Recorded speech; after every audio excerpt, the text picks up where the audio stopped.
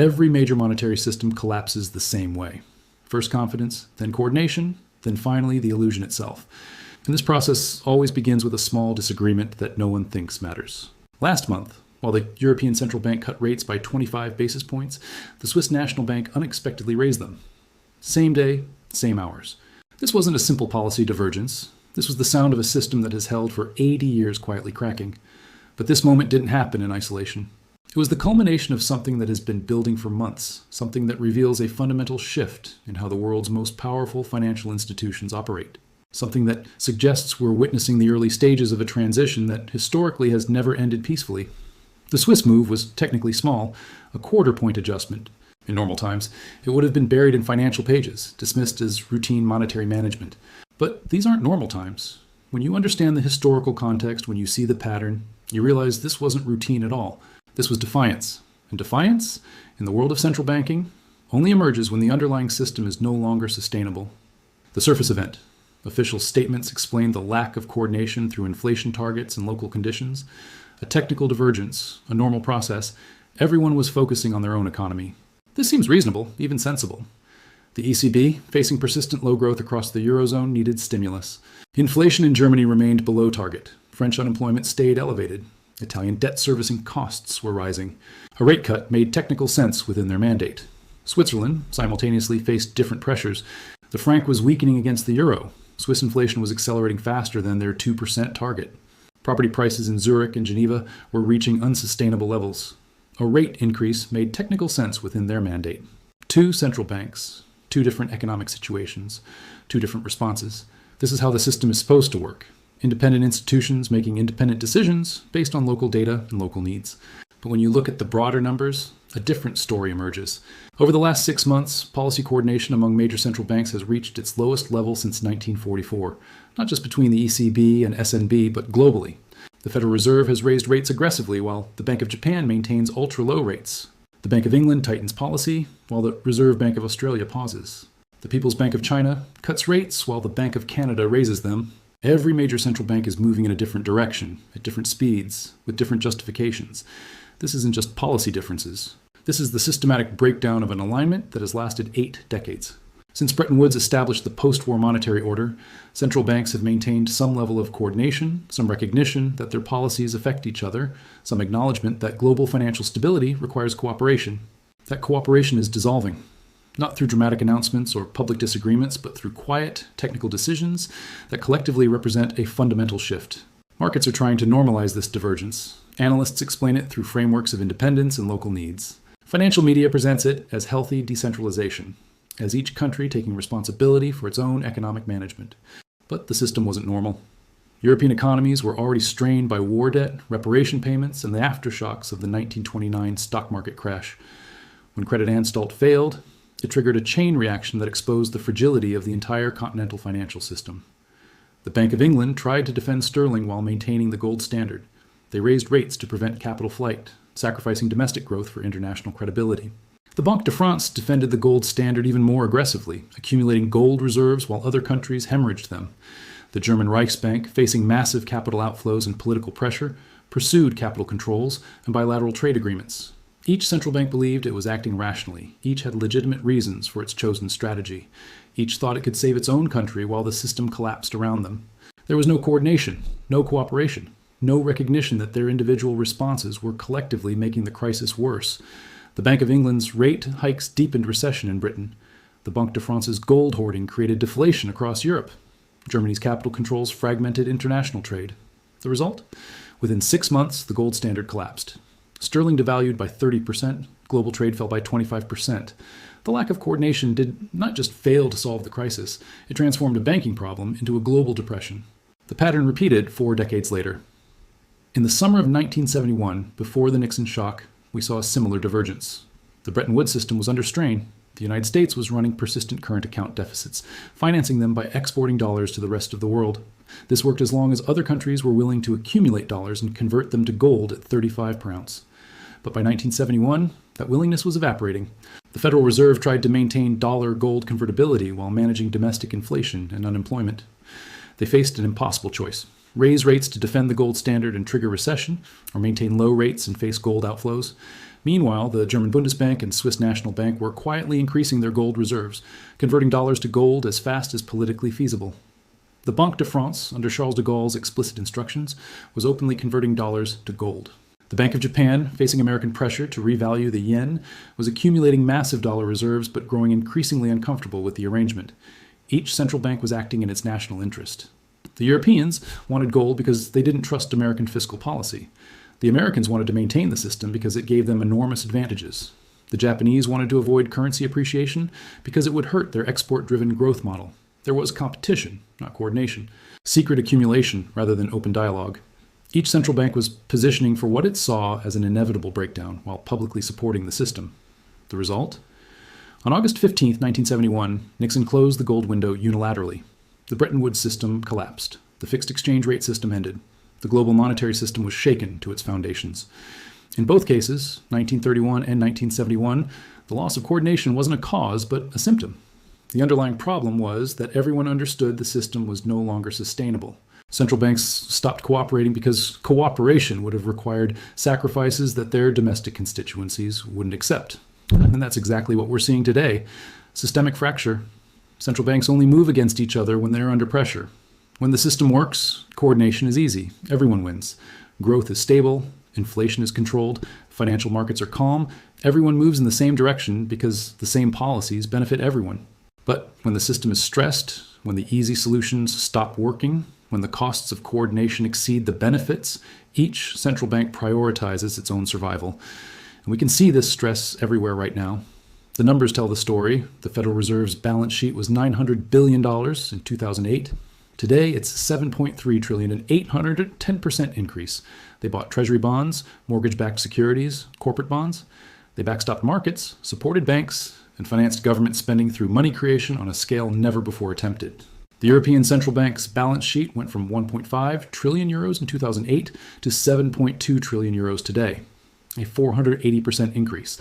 They implemented negative interest rates, purchased government bonds from member countries, and created new lending facilities that effectively financed fiscal spending across the Eurozone. The Bank of Japan's balance sheet expanded from 100 trillion yen in 2008 to 730 trillion yen today, a 630% increase. They bought government bonds, corporate bonds, stock ETFs, and real estate investment trusts. They became the largest shareholder in the Japanese stock market and the largest holder of Japanese government debt. These numbers might seem to show coordinated expansion. All major central banks expanding their balance sheets simultaneously, all pursuing similar policies, all moving in the same direction. But when you examine the details, the coordination was superficial. Each central bank used different tools. The Fed focused on mortgage markets and corporate bonds. The ECB created country-specific programs and negative rates. The BOJ bought equities and targeted yield curves. They were all expanding, but they were expanding differently for different reasons, with different exit strategies.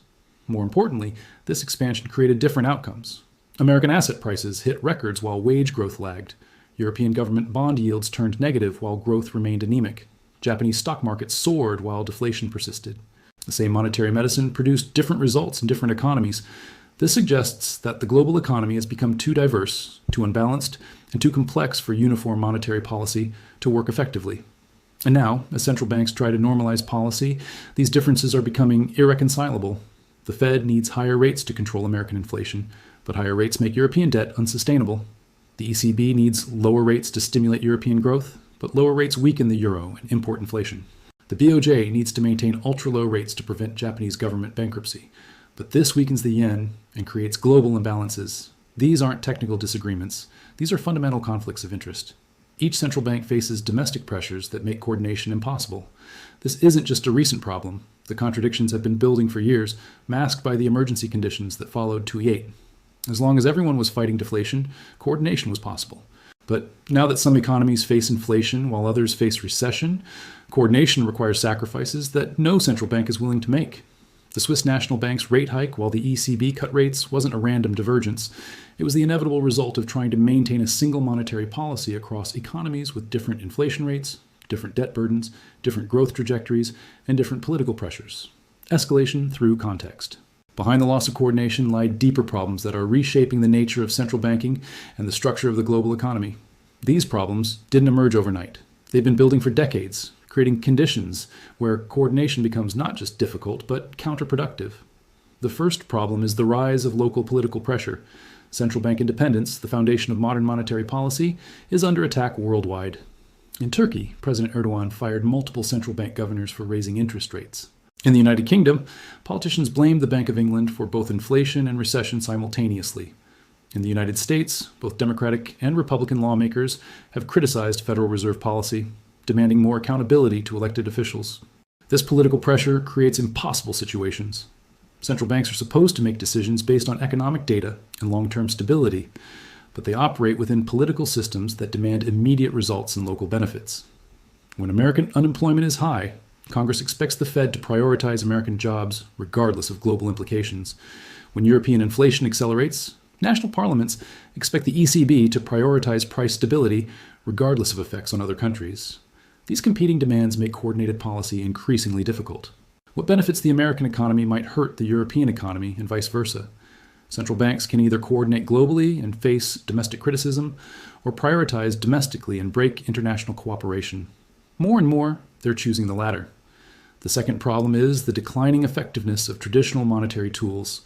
The great monetary expansion after 2008 brought interest rates to zero, expanded balance sheets to unprecedented levels, and introduced new tools like quantitative easing, negative rates, and yield curve control.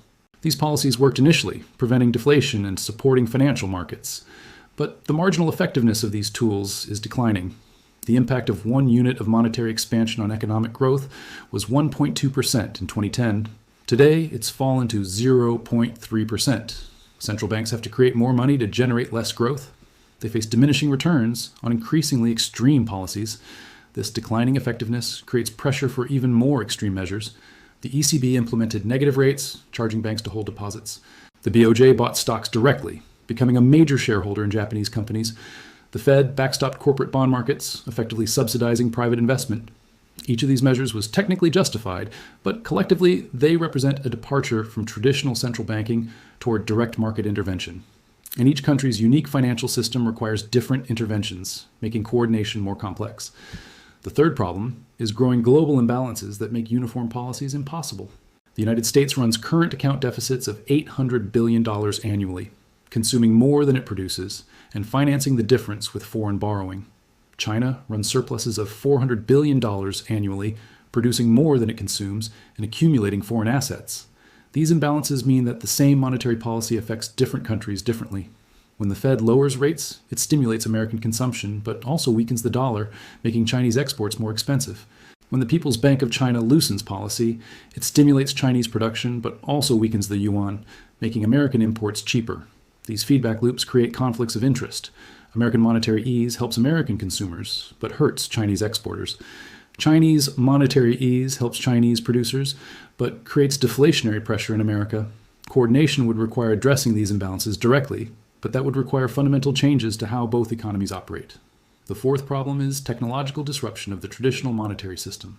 Central bank digital currencies are in development worldwide, but each country is pursuing different models. China's digital yuan bypasses the traditional banking system and provides direct government control over all transactions. Europe's digital euro maintains bank intermediation, but provides greater privacy protection. America's potential digital dollar remains undefined, but would need to work within existing financial regulations. These different approaches reflect different political systems, different regulatory structures, and different priorities. They also create potential for currency competition that didn't exist in the era of physical cash. If China's digital yuan offers better cross-border payment capabilities, it could challenge dollar dominance in international trade. If Europe's digital euro provides better privacy protection, it could attract capital flows that destabilize exchange rates. Central banks are essentially designing competing monetary systems while trying to maintain cooperation within the existing system. This creates inherent contradictions that make coordination increasingly difficult. The fifth problem is the weaponization of financial systems for geopolitical purposes. Monetary policy can no longer be separated from foreign policy. When Russia invaded Ukraine, Western central banks didn't just impose economic sanctions. They froze Russian foreign exchange reserves, cut Russian banks from international payment systems, and seized private assets. These actions were politically justified, but they established precedents that affect how all central banks operate. If foreign exchange reserves can be frozen for political reasons, central banks need alternative reserve assets. If international payment systems can be weaponized, countries need alternative payment systems. If private assets can be seized, capital needs alternative safe havens. China, Iran, North Korea, and other countries are building alternative financial infrastructure specifically to avoid dependence on Western-controlled systems. Russia and China now settle bilateral trade in rubles and yuan, bypassing dollar-denominated transactions. Iran uses gold and barter to trade with countries under sanctions. These alternative systems fragment the global monetary system. Instead of one coordinated system with the dollar at the center, multiple competing systems are emerging with different rules, different participants, and different objectives. Each of these problems, political pressure, tool effectiveness, global imbalances, technological disruption, and geopolitical weaponization, might be manageable individually. But they're all occurring simultaneously, creating a perfect storm that makes traditional central bank coordination nearly impossible. The Swiss National Bank's decision to raise rates while the ECB cut them was not just about Swiss inflation or European growth. It was about a small, neutral country asserting monetary independence in an increasingly fragmented world. It was about choosing domestic stability over international cooperation. It was about prioritizing local interests when global coordination becomes counterproductive. And it's a preview of what's coming. Historical warning. The loss of coordination isn't just a technical problem. This is a sign that the balance of power is shifting, that the global monetary system is entering a transition phase, and that the institutions that have maintained financial stability for decades are fracturing under pressures they cannot control. Under the Bretton Woods system from 1944 to 1971, there was clear American hegemony.